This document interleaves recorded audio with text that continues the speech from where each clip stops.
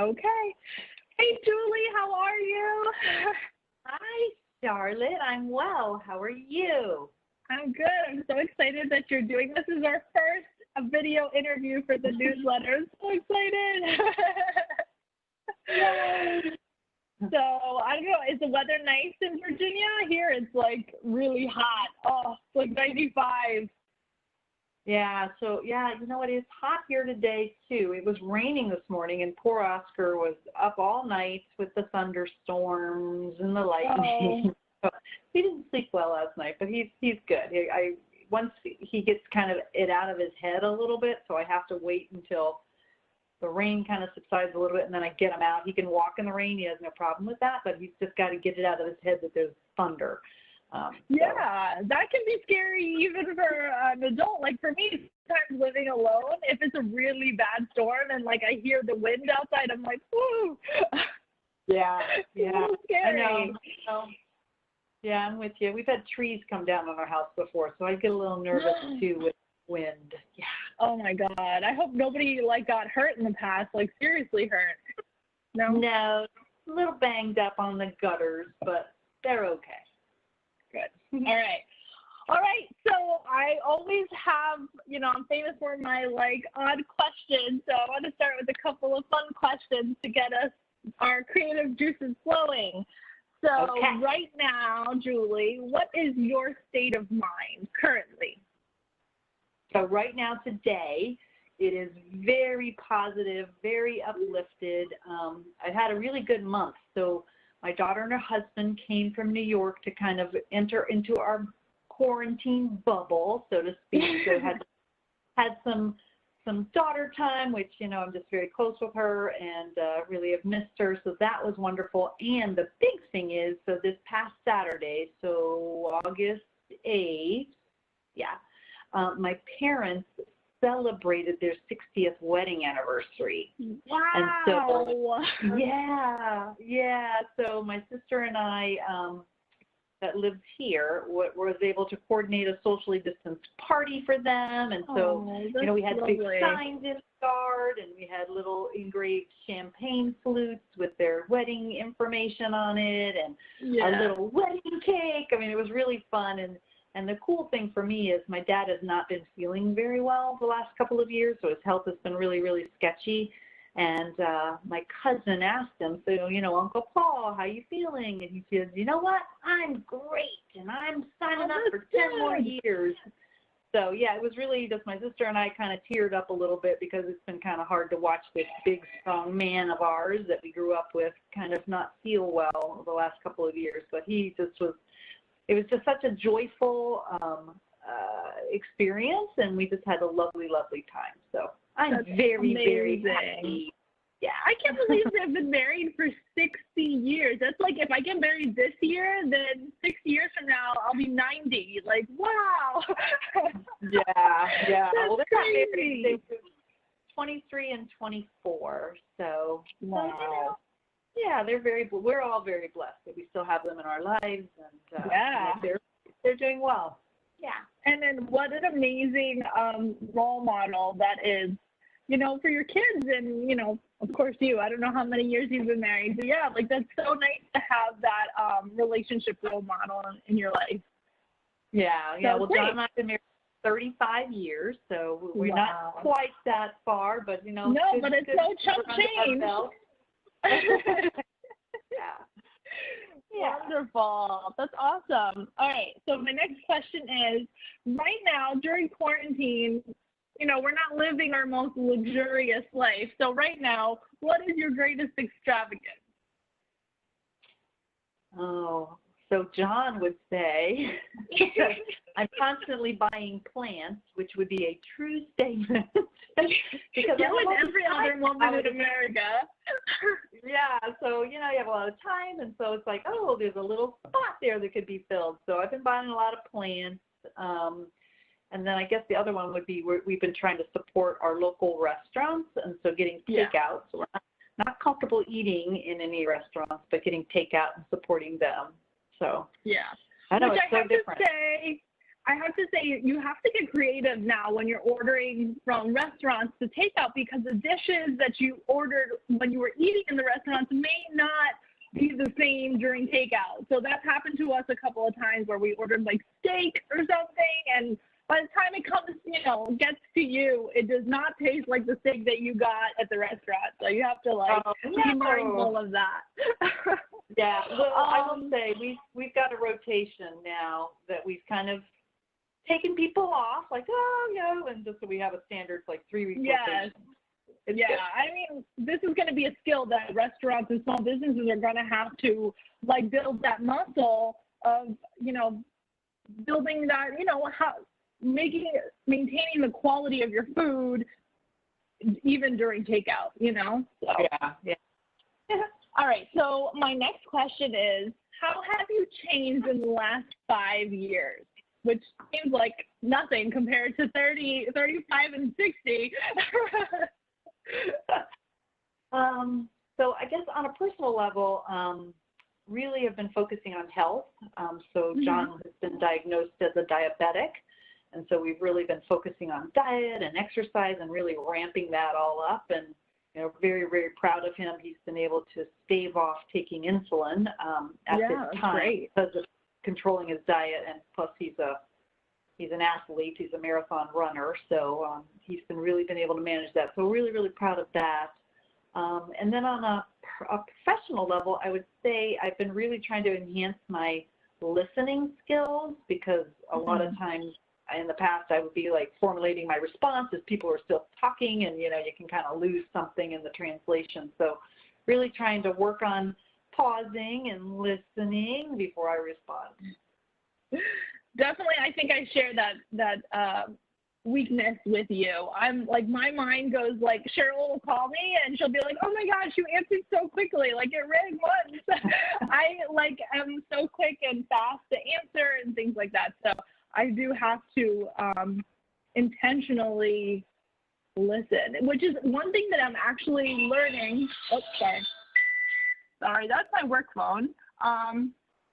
I intentionally, what was I saying? Okay, I was practicing doing that with my little. I'm a part of the Big Brother, Big Sister program, and with my little sister, I have to slow down and get down to her level, because she's a very slow energy kind of girl. She's not as energetic as I am, so she keeps me, practicing that, which is good. It's really great. So now that we're staying home a lot more and we don't have to worry about drinking and driving, if you were a bartender, what drinks would you be famous for? So my son-in-law recently taught me how to make fresh margaritas with limes. I've perfected that. I like them a little sweeter than he does, but I perfected that because I used to use the ready-made mix, that you limeade in a can or something. But now I'm doing with fresh limes, and they're really good. Oh my God. And you can really tell the difference especially when you eat at a restaurant or something, when a margarita is fresh or in a mix. Although I will give you a tip, the Trader Joe's margarita bottle mix, that is the perfect blend. It's not too sweet, it's not too tart. It's very good, and it's organic. So in case you wanted, in case you didn't have time. If I don't have, I know it takes a lot of work to kind of squeeze all those limes. Let me tell you, I get it. They're little. Makes it work for your drink. True. If you could hire any wedding singer, who would you choose and what song? This one's a fun one. Yeah, so I'm a big Kelly Clarkson fan. I just love her voice. And actually, years and years ago, when she was first on, what was that? What's that show she was on? American Idol? Yeah, American Idol, yeah. She appeared at there was a Caroline show in New York, and we actually went and saw her live. So I've just been a fan ever since. I love her. I love her voice. And she's got a new song. It's called I Dare You to Love, and it's just so pretty, and I really like that. So that's what I would do. Yeah, she's a great pick. Great pick. Do you see her talk show? She has a talk show now. I did see one because, so I'm a big Hamilton fan. And so anything Hamilton, I like to Google and see what it is. And so she was interviewing the ladies that played the three sisters, the Schuyler sisters. And I did see her interview them. And then, of course, Lin-Manuel kind of pops in, and that was kind of fun. So, yeah, she did a nice job. That show is so great. I saw it. I didn't get a chance to see it. My sister got Hamilton tickets for Christmas. She, the show was canceled, so she didn't get to go. So when it came out on Disney Plus, we were so excited to see it. But my sister has seen other shows of his, I think In the Heights. But he did one, I was like reading up on him too. Have you seen Moana, the Disney movie Moana? Not the whole thing. I've seen parts of it.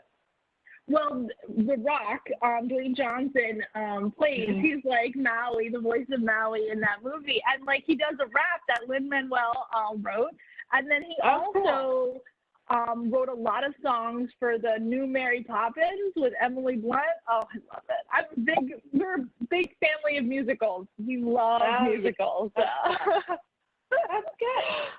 All right. Okay. So the next section of the interview is the good stuff.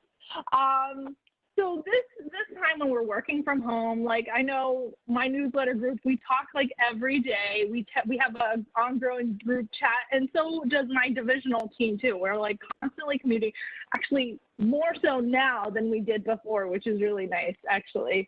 But we've, had all sorts of new roadblocks happening now that we're working from home almost 5 to 6 months now, right? Like mid-March, April, May, June, July, August. Oh my God, 6 months, it's crazy. So yeah, like we've been working from home a good chunk of time now, and we all have encountered new roadblocks. And I'm wondering, as RGIM, have you encountered any? And if so, which ones? So for me, I've been really so thankful about how seamless the technology has been, that we could easily just pick up and go and be able to work from home. So I've been very, very impressed with that.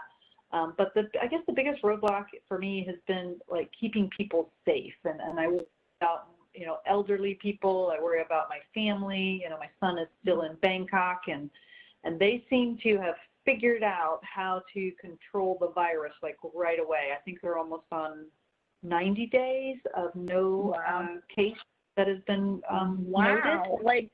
Zero cases? Wow, that's amazing. Very much amazing. So, just keeping people safe and protected. And, when I look at what's going on here in the U.S., sometimes I'm like, oh my goodness, what are they thinking? Just put on a mask. It's okay. So that's been the biggest thing. That's just kind of been I don't understand. I think, if a lot of us had done certain things early on, that we would not be 5 or 6 months from working from home right now. But yeah, I think that would be the big thing for me. And I'm very blessed and very thankful for my own neighborhood. We're all very conscientious and practice all the safe practices that we should be practicing. It's a lot of practice. 3 times there. How many times do you say practice in a sentence? It's all good. No, definitely. It's been interesting for me because I work in a hospital and my second job on the weekends and overnights. And it's just been very interesting seeing it from working from home, but also being on the front lines. And also what's been interesting too is watching shows and movies and being like, oh yeah, that's what we used to do prior to COVID, so we'll see. I'm happy to see that we're able to adapt. I think more than anything, I'm located in New Jersey, so, we did pretty well. We buckled down in the very beginning, and then we've had some real success.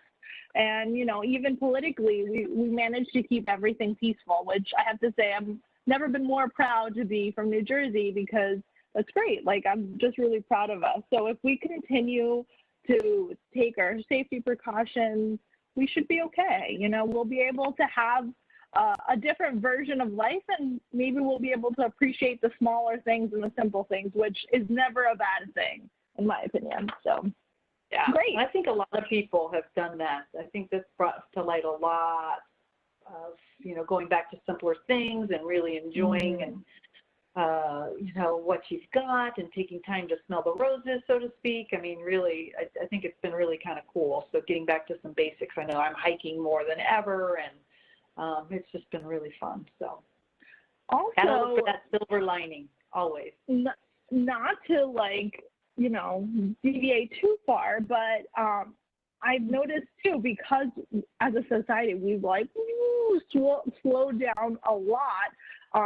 We have taken time to smell the roses, but we've also had time to identify some of the things that were really not okay in our life, and maybe pay some more attention to mental health that really needed to be addressed, you know? So I'm very glad that DaVita offers the EAP program, and to my teammates, I always refer back to it. Like, you know, it's a resource that's very rarely used, and I highly recommend it as somebody who started with it early on in the year. I have found it extremely helpful, and I haven't stopped throughout the entire time of COVID. I've continued, and I've made some major breakthroughs through that time, which is really cool. So that's great. I think that, again, there's upsides to everything, like you said, silver lining.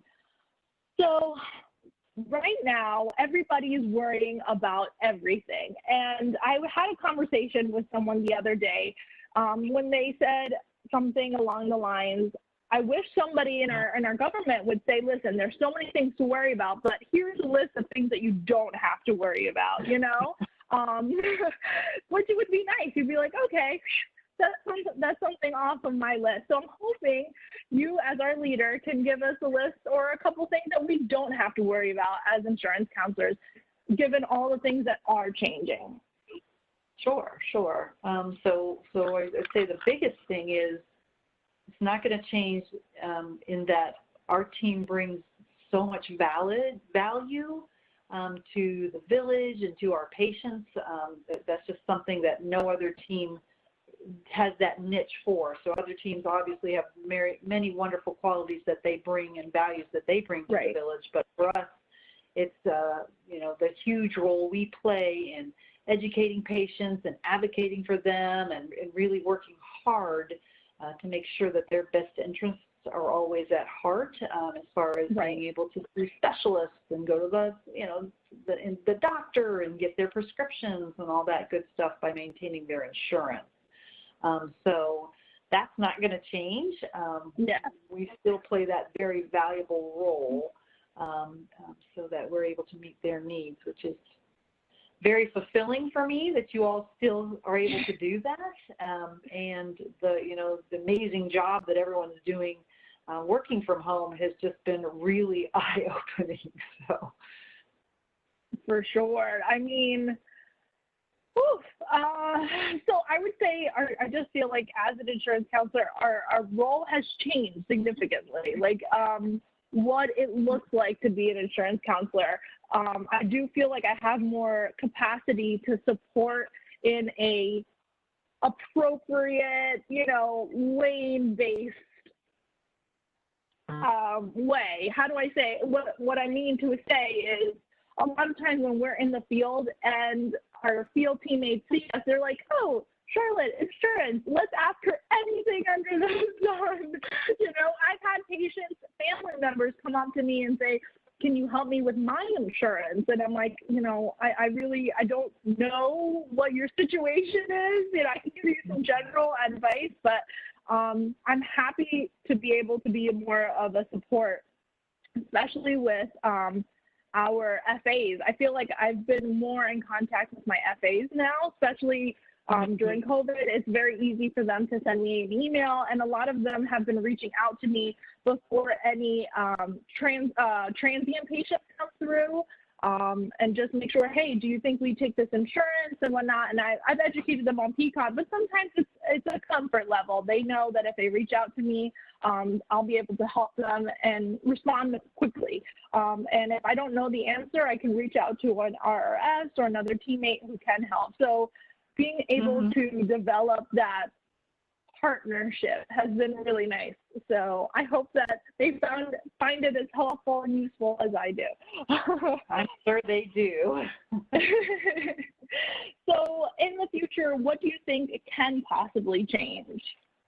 And we know you can't give us any definitives, but if you had to take a guess, or if you do know a definitive, and if you don't know, just say, I don't know.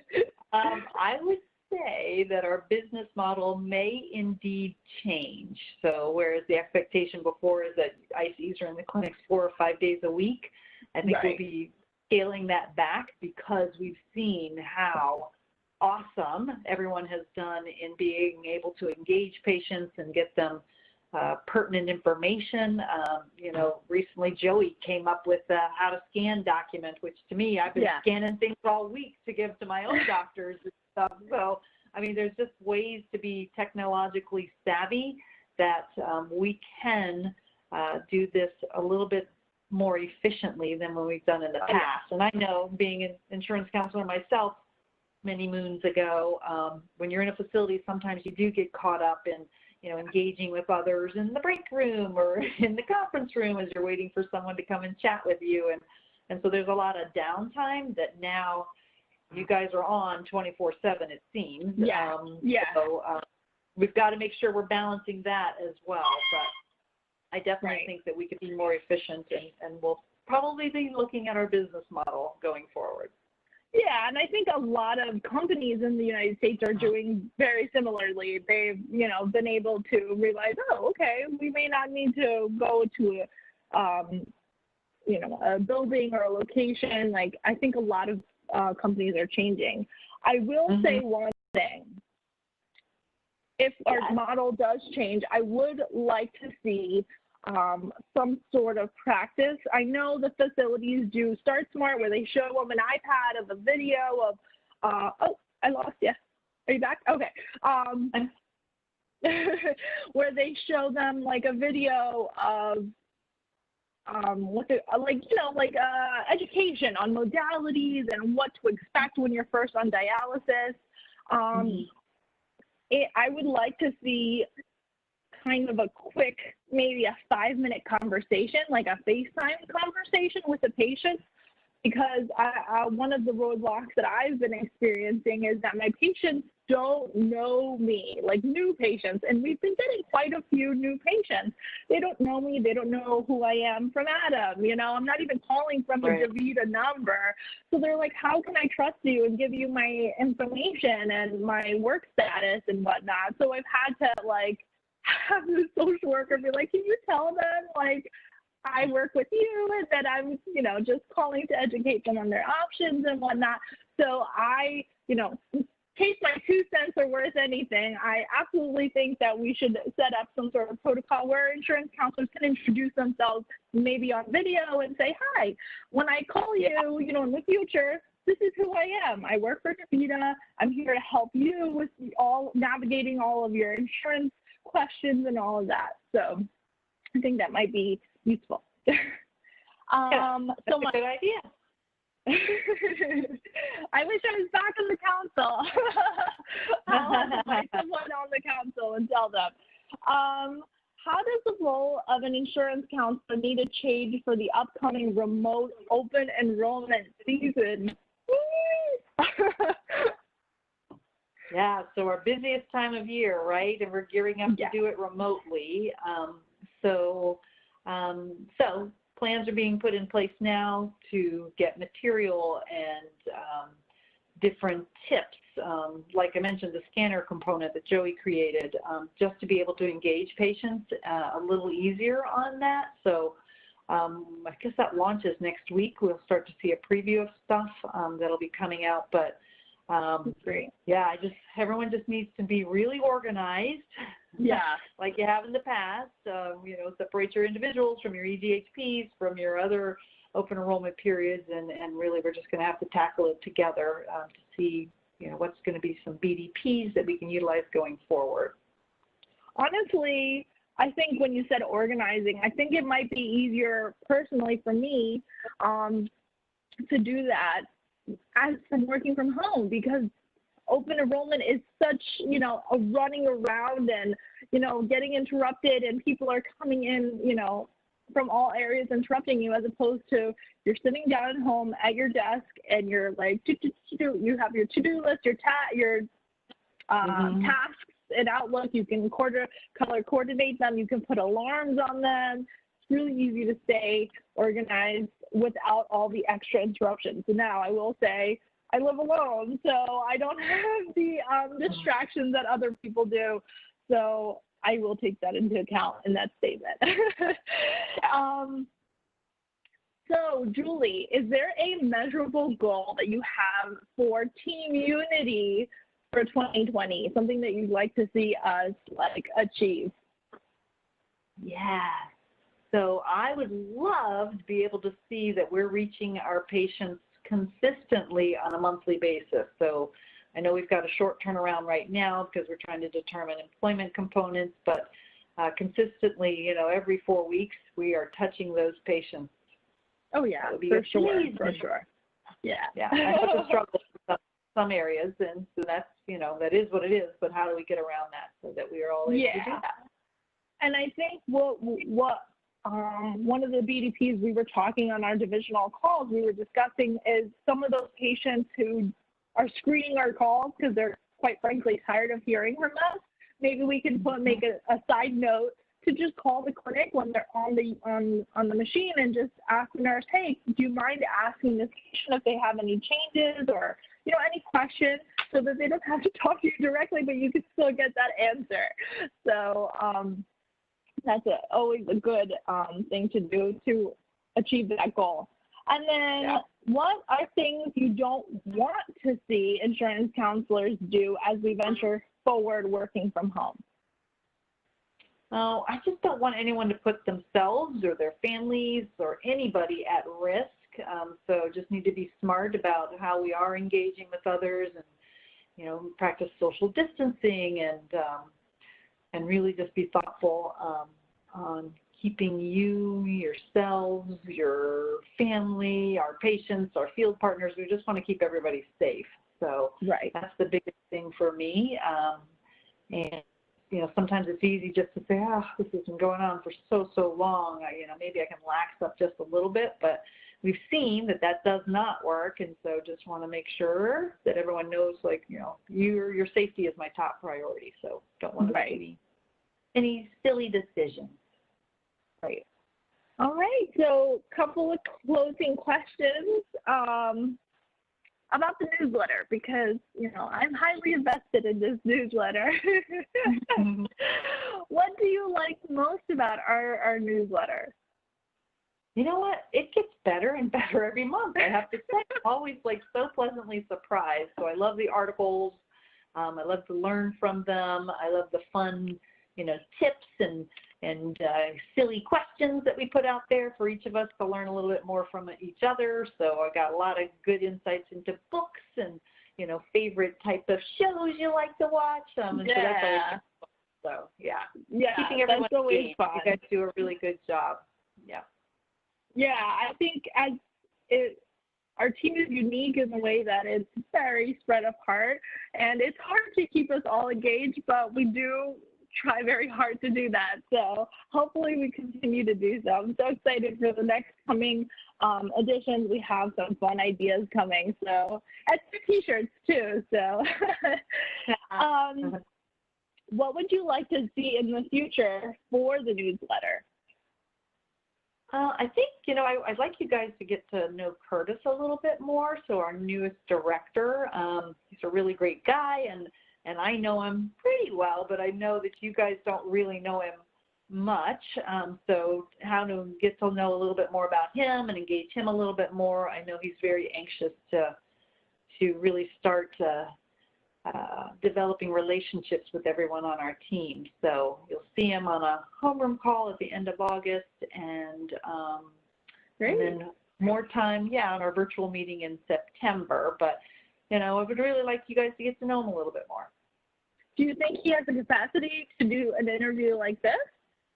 Sure. Well, I'll have to check with him and see if he has the capacity, because I know we'd love to have him. I'd love to do something kind of like a round table where each of us have an opportunity to ask him a question or two, and then that'd be great. And then last but not least, do you have any questions for me, Julie?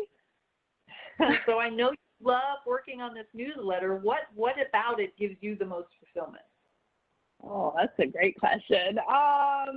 What do I like about it? I think more than anything, as an insurance counselor, I flex the muscles of being engaging and organized and advising. When it comes down to brass tacks, our job is very there isn't too much gray area, right? Where if a patient is eligible for coverage or not eligible for coverage. And I have found in my discovery for mental health that I miss having the opportunity to flex my creative muscles. I've recently taken up painting. I do a little bit of podcasting with my sister. So there's different areas that I like to have the freedom to be creative. There's no right or wrong answer. One of my social workers, she's actually my neighbor. She lives across the hall. Absolutely love her. She's amazing. She is a long-time improv actor. So I go to her shows every once in a while, and she's amazing. She can jump in at the drop of a hat and do these great things, and I've always admired her about that. And it's a great balance for her too, So I think that's what I like the most about being a part of the newsletter, is that it gives me an opportunity to be creative and write about things and have interviews like this and just get a chance to talk about things that are important to me. And hopefully they're important to other people as well. Well, thank you so much, Julie, for taking the time to talk to me. And we'll see you soon, right? Yes. So my pleasure. Thank you, Charlotte. I'm just going to stop the interview here. Okay. Okay.